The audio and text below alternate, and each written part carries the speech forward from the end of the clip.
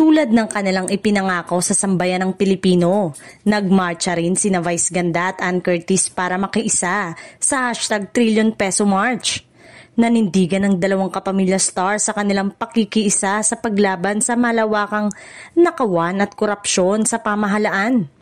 Naispatan din sa rally ang partner ni Vice na si Ayon Perez, ang kapatid ni Ann Curtis na si Jasmine Curtis, sina Donnie Pangilinan, Darren Espanto at Jackie Gonzaga, nakasama nga ang mga kasapi ng Angat Bayanihan Volunteer Network para sa #Trillion Peso March.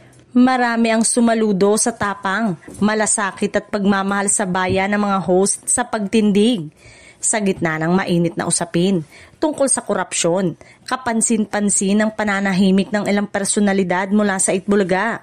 Bagamat kilala ang longest running noontime show bilang isang programang malapit sa masa at madalas ding nakikisangkop sa iba't ibang isyu ng lipunan, nananatiling tikom ang bibig ng ilang host hinggil sa panawagang accountability at malinis na pamahalaan.